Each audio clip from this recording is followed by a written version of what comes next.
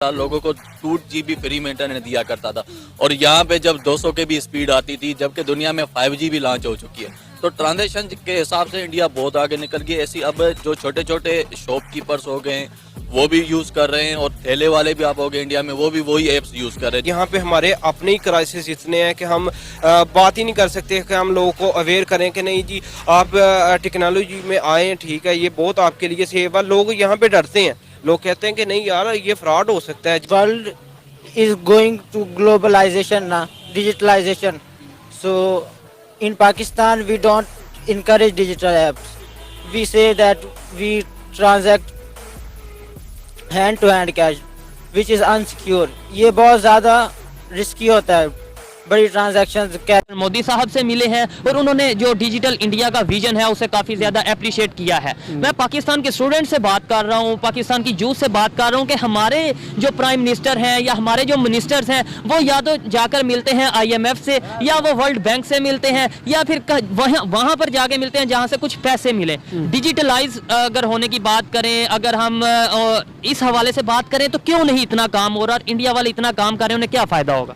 जी, जिस तरह एक जुमला मशहूर है प्रायोरिटीज़ मैटर, ठीक है। तो हमारी प्रायोरिटीज़ हैं कि हमने जो पिछले सालों में गंद छोड़ा है, करप्शन किया है, उसको कैसे महफूज किया जाए और उनके केसेस से कैसे निजात हासिल की जाए। हमारे हुक्मरान पिछले 8-9 महीनों से आपस में लड़े हुए हैं, जबकि इंडिया काफ़ी डिजिटल उनके अपने डिजिटल सिटी बन गए हैं और ठीक है, और उनके फ्रीलांसर उनको अच्छी खासी सपोर्ट दे रहे हैं। दुनिया में इस टाइम फ्रीलांसिंग के हवाले से इंडिया का नाम हो रहा है, IT हब इंडिया बनता जा रहा है। मतलब वजह क्या है? उनका विजन, आपने क्या विजन जो सा प्रायोरिटी होती है तो उनका क्या ऐसा विजन है? जी, उनका विजन ये है कि वो ज़्यादा से ज़्यादा डिजिटलाइजेशन की तरफ जाएं। जिस तरह आज टेक्नोलॉजी ने टेक ओवर कर लिया है, आइंदा चंद सालों के बाद जिस तरह हम इतनी सादा ज़िंदगी गुजार रहे हैं ऐसे तो नहीं होगा। जिस तरह आर्टिफिशियल इंटेलिजेंस ने, जिस तरह अभी एलन मस्क ने एक विजन दिया है, बिलाखिर वो अपने नतीजे तक पहुंच जाएंगे। आर्टिफिशियल इंटेलिजेंस भी तरक्की कर रही है और टेक्नोलॉजी भी तरक्की कर रही है, लेकिन पाकिस्तान वहीं के ऊपर ठहरा हुआ है कि एक सियासतदान को कैसे गिराया जाए, फौज और एस्टेब्लिशमेंट कैसे एक को लाएं दूसरे को छुपाएं।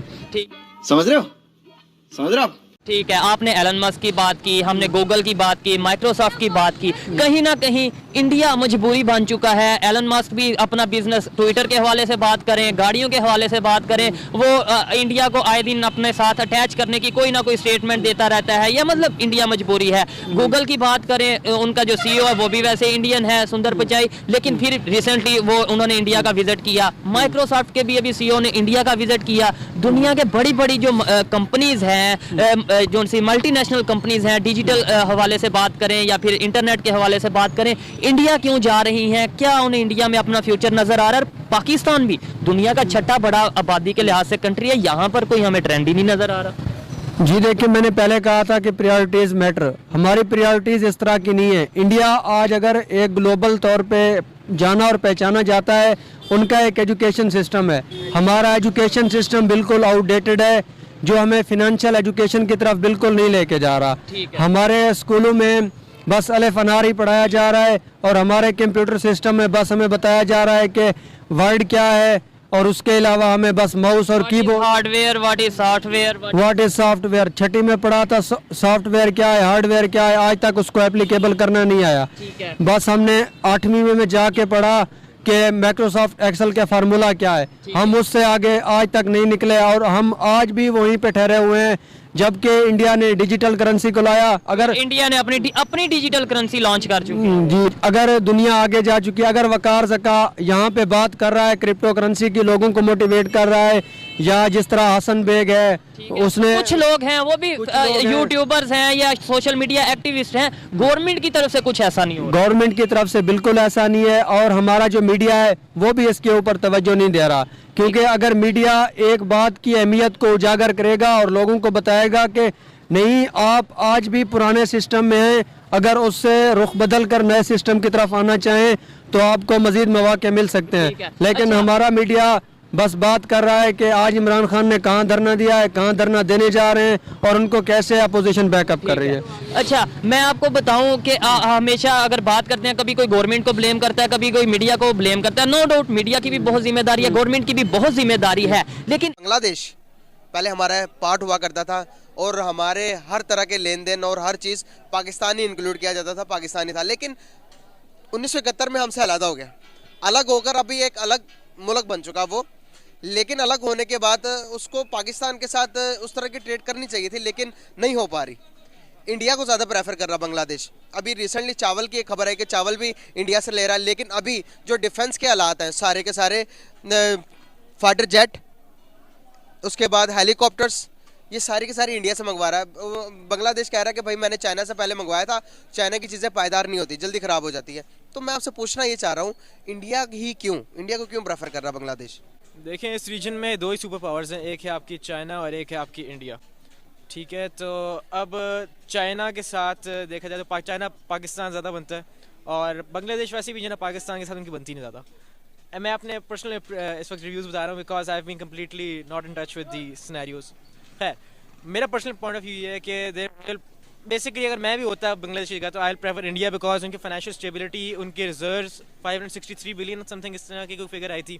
पाकिस्तान के $6 बिलियन भी ड्रॉप कर जाएगा। Pakistan basically a country that's going to default very soon as per the statistics. लेकिन देखा जाए तो भाई अगर किसी ने बंदे ने किसी से काम नहीं करवाना तो बंदा बड़ी मच्छी से ताल्लुकात बना के रखता है। तो अब यही सिनेरियो है कि भाई अब हर बंदा यही करेगा इंडिया के साथ ताल्लुकात अपनी गुडविल अच्छी करने के लिए। यही दैट्स माय आंसर। अगर आप बांग्लादेश की बात की तो बांग्लादेश तो हमसे अलग हो गया, लेकिन ताल्लुकात अभी तक बांग्लादेश के साथ भी हमारे ठीक नहीं है। उसके बाद अगर मैं बात करूँ अफगानिस्तान के साथ भी हम बना के नहीं रखते।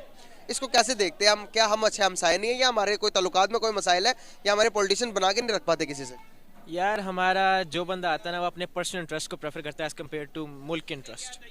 हम लोग हर बंदा आता है वो पैसा खाया गया था। पहले हम जो थे ब्लॉक बन रहा था हमारा, चाइना रशिया ये वाला हमारा ब्लॉक की तरफ जा रहे थे हम लोग। लेकिन फिर जो हमारी रिजीम चेंज हुआ और हम फिर से यूएस से हमने एड खा के बेसिकली हम यार जहाँ से पैसा आ रहा है हम उसके हैं, हम लोटे हैं बेसिकली, इसलिए हमारी दुनिया में कोई इज्जत नहीं। बंद करो हाथ जोड़ के। मैं बिल्कुल सही। फिर यहाँ पर कहा जाता है हमें अमेरिका ऐड देता है हर टाइम, हर एक चीज़ के ऊपर हमें ऐड देता है, के लिए हमें ऐड देता है और बिलियन ऑफ डॉलर्स देता है। फिर भी हम कहते हैं कि हमें जो हम तरक्की नहीं कर पाते उसके पीछे सारा अमेरिका का हाथ है या फिर इंडिया का हाथ है। सब हाथ ही लगाते हैं, हमें क्या करते हैं? वो सारा पैसा असल में मुल्क के खजानों में है, तो मुल्क कहाँ का कहाँ होता है वो सारा जाता है कि आपके ऑफशोर अकाउंट्स में, यूके, एवन फील्ड, इधर उधर जाता है। तो फिर इसलिए बस वही लोग उम्मीद होते हैं उनकी आगे नस्लें पल पल के वही अब जैसे दुनिया से उधर ही वापस आ रहे हैं आपके सर, उनको भी देखें क्या करते हैं अब वो। चले एक काम कर, 200 रुपए दे और 50 रुपए का। अगर पाकिस्तान वो सूरत हाल होती जो इंडिया की है और इंडिया की पाकिस्तान की होती तो मुझे यकीन है कि पाकिस्तान अभी तक इंडिया पे हमला कर दिया होता कि अरे इंडिया कमज़ोर है, सारे प्रॉब्लम्स है, आप यही मौका है, कश्मीर ले लेते हैं, let's attack. But India is not going to attack. But you can not say कि अगर कोई छोटा मोटा क्रॉस बॉर्डर एपिसोड हो जाता है, यानी मोदी गवर्नमेंट को एक एक्सक्यूज मिल जाता है, then they could take an advantage and go in. In fact, अगर वो अटैक भी ना करे, अगर थोड़ी बहुत मोबिलाइजेशन कर ले बॉर्डर पर, LOC पर, तो पाकिस्तान को अपनी फौजें इधर भेजना पड़ेगा, फिर वो लड़ेंगे कैसा तालिबान के साथ। So it's going to be a huge security problem Pakistan